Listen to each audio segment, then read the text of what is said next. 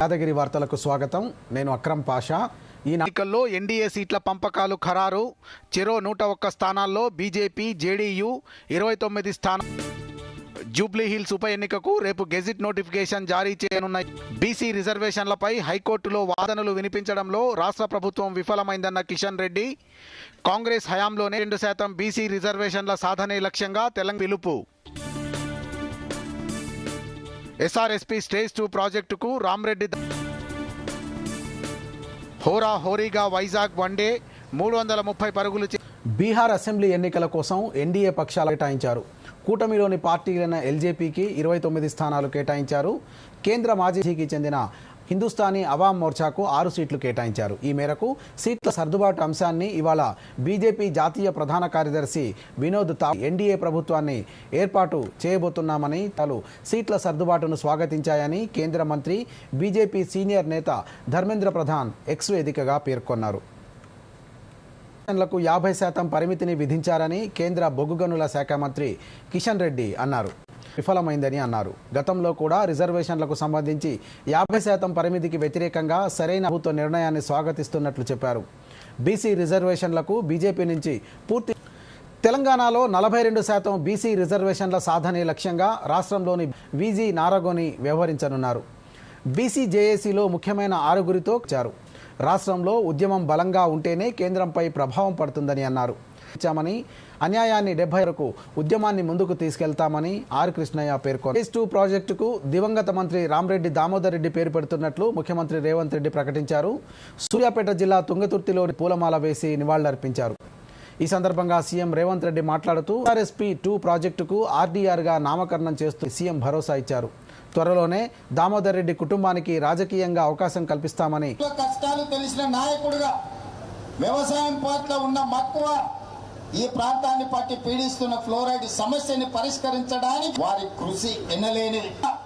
ఎస్ఆర్ఎస్పీకి రామ్రెడ్డి దామోదర్ వాలి, ఎస్ఆర్ఎస్పీ 2కి RDR SRSP 2 అని నామకరణం చేయడం, జీవోను ఇచ్చి రామ్ ప్రభుత్వం గుర్తిస్తుంది. ఎమ్మెల్యే మాగంటి కాంగ్రెస్ పార్టీలు అభ్యర్థులను ప్రకటించగా బీజేపీ అభ్యర్థి ఖరారు కానుంది. మరోవైపు ఈ ఉప ఎన్నికకు రాష్ట్రంలో మాగంటి గోపీనాథ్ మరణంతో ఖాళీ అయిన జూబ్లీహిల్స్ ఉప ఎన్నిక మాత్రం షెడ్యూల్ ప్రకారం ఆ వెంటనే నామినేషన్ల పర్వం మొదలు కానుంది. రేపటి నుంచి ఈ నెల 21వ తేదీ వరకు నామినేషన్లు స్వీకరిస్తారు. 22వ నవంబర్ 11న జూబ్లీహిల్స్ నియోజకవర్గానికి ఉప ఎన్నిక పోలింగ్ జరుగుతుంది. 14న ఓట్ల లెక్కింపు ప్రక్రియ చేపట్టాలని సందర్శించి ఈసీఐ నిబంధనలకు లోబడి అన్ని ఏర్పాట్లు చేయాలని 144 సెక్షన్ విధిస్తున్నట్లు పోలీసులు ప్రకటించారు. బరిలోకి దించింది. మరోవైపు జూబ్లీహిల్స్లో గెలుపోటములను ప్రభావితం చేసే స్థాయిలో ముస్లిం ఓటర్లు ఉండడంతో ఎంఐఎం పార్టీ మద్దతుపై చర్చ జరుగుతున్న నేపథ్యంలో ఎంఐఎం చీఫ్ జూబ్లీహిల్స్ ఉప ఎన్నిక విషయంలో మద్దతుపై తాము ఇంకా ఎలాంటి నిర్ణయం తీసుకోలేదని అన్నారు. ప్రస్తుతం ముఖ్యమంత్రి రేవంత్ రెడ్డితో తమకు. మరోవైపు జూబ్లీహిల్స్ ఉప ఎన్నిక ప్రచారంలో బీఆర్ఎస్. ఈ సందర్భంగా బీజేపీ నుంచి బీఆర్ఎస్లో చేరిన పలువురిని కేటీఆర్ గులాబీ కండువా కప్పి పార్టీలోకి ఆహ్వానించారు. ఈ సందర్భంగా కేటీఆర్ మాట్లాడుతూ జూబ్లీ ఎన్నికల్లో గెలిచేందుకు ఓటుకు 10,000 రూపాయలు ఇచ్చేందుకు కూడా కాంగ్రెస్ పార్టీ సిద్ధంగా ఉందని కేటీఆర్. ఉన్న ఇల్లు గులగొట్టుట్లో మాత్రం ఫస్ట్ ఉన్నాడు, ఇల్లు మాత్రం గులగొడతా ఉన్నాడు.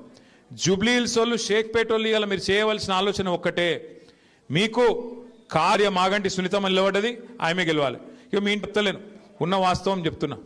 మీకు కారు కావన్నా బుల్డోజర్ కావన్నా ఆలోచించుకునే సమయం. ప్రచారానికి తుది గడువు కావడంతో దాదాపుగా నెల రోజులు ప్రధాన పార్టీల. రాష్ట్ర వ్యవసాయ మార్కెటింగ్ శాఖల అధికారులతో మంత్రి తుమ్మల నాగేశ్వరరావు పత్తిలో మొత్తం 328 జిన్నింగ్ మిల్లులు పాల్గొన్నాయని, టెక్నికల్ టెండర్లు పూర్తయ్యాయని, మార్కెటింగ్ జిన్నింగ్ మిల్లుల జాబితాను జిల్లా కలెక్టర్లకు తెలియజేయాలని అన్నారు. ఆయా మిల్లులను పత్తి కొనుగోలు కేంద్రాలుగా నోటిఫై చేతులు నమోదుతో పాటు సాంకేతిక ఇబ్బందులు ఎదుర్కొంటూ ప్రత్యామ్నాయాలు ఏర్పాటు.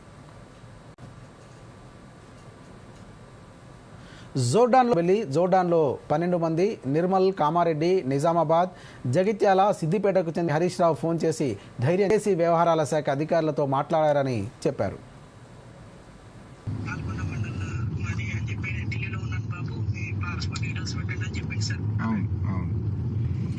సురేష్ రెడ్డి సార్ చెప్పిన ఎట్లన్నా మన పిల్లల్ని తీసుకొచ్చుకుందామన్నా కొద్దిగా సీరియస్ తీసుకోండి అంటే పాపం సురేష్ రెడ్డి గారు అది తక్కువ చేసి కొద్దిగా తక్కువ పెనాల్టీ వేసేటట్టు చేస్తే ఏదైనా కట్టి మిమ్మల్ని బయటకు తీసుకొచ్చుకుందామని ప్రయత్నం చేస్తున్నాము.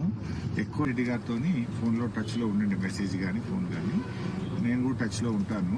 వీలైనంత తొందరగా దానికి ఒక పరిష్కారం తీసుకుంటాం ఇచ్చామని మరికొద్ది రోజుల్లోనే ఈ మున్సిపాలిటీ రూపురేఖలు మారుస్తామని రాష్ట్ర రెవెన్యూ 1,71,00,000 రూపాయల వ్యయంతో నిర్మించనున్న సీసీ రోడ్డు పనులకు శంకుస్థాపన ఇచ్చారు.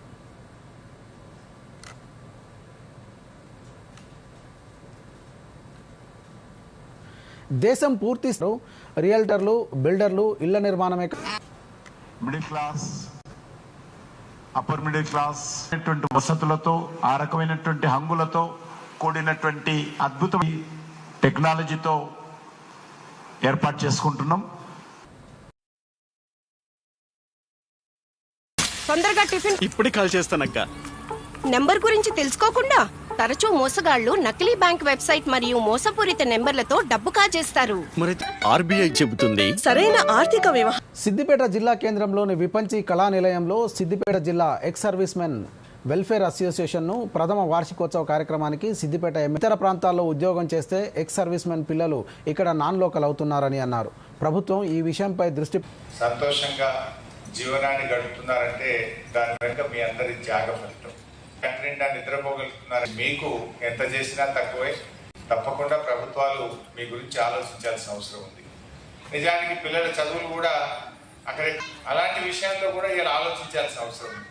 మన రాష్ట్రంలోనే ఒక డాక్టర్ చదవాలన్నా, ఒక ఇంజనీర్ చదవాలన్నా అడ్మిషన్స్ లో ఎన్ఎం శ్రీనివాసరెడ్డి అన్నారు. ప్రపంచ ఆర్థరైటిస్ డే సందర్భంగా ఆసుపత్రి ఆధ్వర్యంలో నిర్వహించిన వాకథాన్ కార్యక్రమానికి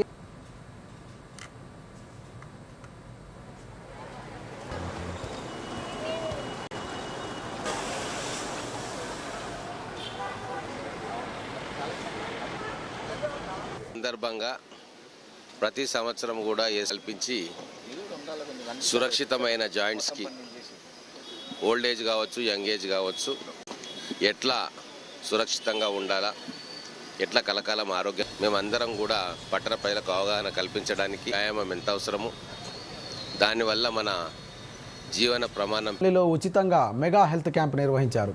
Kaloji Narayanarao health university, Gnanada foundation Warangal ఆధ్వర్యంలో మాట్లాడుతూ తుమ్మ సాయిరెడ్డి కోమలవారి స్మారకార్థం ఏర్పాటు చేసిన ఈ కార్యక్రమాన్ని అభినందించారు.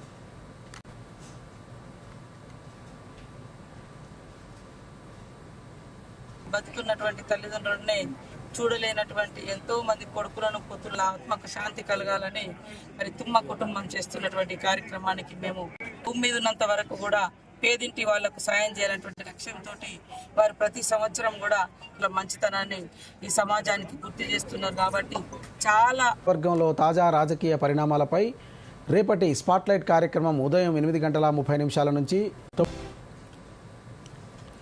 ఆఫ్ఘన్ భూభాగంలో పాకిస్తాన్ వైమానిక దాడులకు తాలిబాన్ దళాలు ప్రతీకార దాడులు చేశాయి. 100 మందికి పైగా గాయపడ్డారని తాలిబాన్ ప్రతినిధి జబీవుల్లా ముజాహిద్ తెలిపారు. పాకిస్తాన్ ఎటువంటి దాడికి పాల్పడినా తిరిగి స్పందిస్తామని వైమానిక భూ సరిహద్దులను రక్షించుకునే హక్కు ఉందని అన్నారు. ఆఫ్ఘన్ దళాలు 25 పాకిస్తాన్ ఆర్మీ పోస్టులను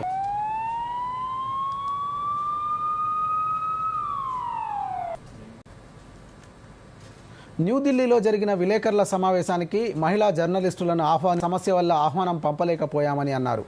లింగ వివక్ష చూపారన్న వాటిని ఖండించారు. During which 2 periods were that of occupation, and during this period both reporters and period in our history, and we regret all the losses that have taken place during this period. Over the last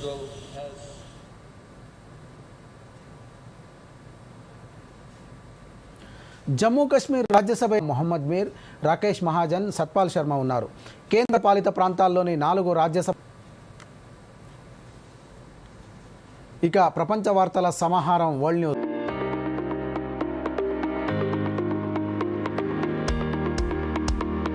ఇంకా 100% సుంకాలు విధించిన అంశంపై China వాణిజ్య మంత్రిత్వ శాఖ స్పందించింది.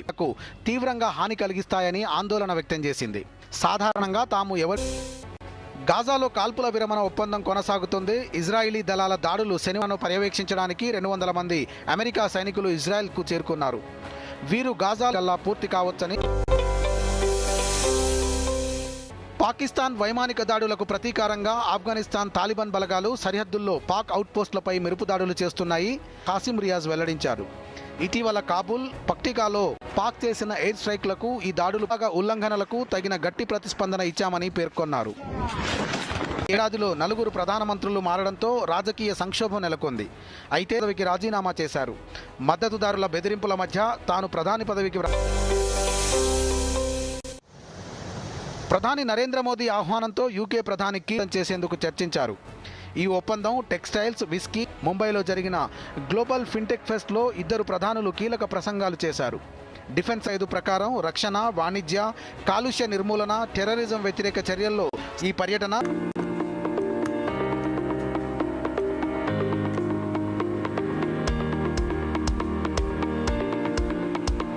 రెండో ఇన్నింగ్స్లో పుంజుకున్నారు. క్రీజులో నిలిస్తే టీమిండియా ముందు లక్ష్యాన్ని నిర్దేశించే అవకాశం నెలకొల్పారు. ఇక 4 వికెట్ల నష్టానికి 140 పరుగులతో మూడో రోజు సత్తా చాటడంతో వెస్టిండీస్ ఫాలో ఆన్ నుంచి తప్పించుకోలేకపోయింది. రెండో ఇన్నింగ్స్లోనూ కుప్పకూలడం ఖాయంగా కనిపించడంతో మూడో రోజే ఆట ముగుస్తుంది. ఆసీస్ బౌలింగ్ ఎంచుకోగా తొలుత బ్యాటింగ్ చేసిన టీమిండియా కాగా ఓపెనర్ స్మృతి మందాన 80 పరుగులు, ఓపెనర్ ప్రతీక రావల్ 75 పరుగులతో రాణించారు. ఓపెనింగ్ జోడీ దాదాపు సగం ఓవర్లు ఆడి తొలి వికెట్కు 48.5 ఓవర్లకు టీమిండియా ఆల్అవుట్ అయింది. ఆస్ట్రేలియా బౌలర్లలో సదర్లాండ్ ఇక 331 పరుగుల విజయ లక్ష్యంతో బరిలోకి దిగిన ఆస్ట్రేలియా సైతం ధాటిగా ఆడుతోంది. ఓపెనర్ హీలీ సెంచరీతో రాణించడంతో ఆస్ట్రేలియా పటిష్ట స్థితిలో నిలిచింది. ఇక మరోసారి ముఖ్యాంశాలతో వార్తలు ముగిద్దాం. సీట్ల పంపకాలు ఖరారు. చెరో 101 స్థానాల్లో బీజేపీ, జేడీయూ, 29 స్థానాల్లో ఎల్జేపీ. జూబ్లీ హిల్స్ ఉప ఎన్నికకు రేపు గెజిట్ నోటిఫికేషన్ జారీ చేయనున్న ఈసీ. రిజర్వేషన్లపై హైకోర్టులో వాదనలు వినిపించడంలో రాష్ట్ర ప్రభుత్వం విఫలమైందన్న కిషన్ రెడ్డి. 42% బీసీ రిజర్వేషన్ల సాధనే లక్ష్యంగా తెలంగాణ బీసీ జేఏసీ ఏర్పాటు. ఎస్పీ స్టేజ్ 2 ప్రాజెక్టుకు రామ్రెడ్డి దామోదర్ రెడ్డి ప్రాజెక్టుగా నామకరణం. యాదగిరి వార్తలను ఇప్పుడు సోషల్ మీడియాలో కూడా చూడొచ్చు. యూట్యూబ్ అయితే డిడి న్యూస్ తెలంగాణ. సబ్స్క్రైబ్ చేసి లైక్ చేయండి, షేర్ చేయండి.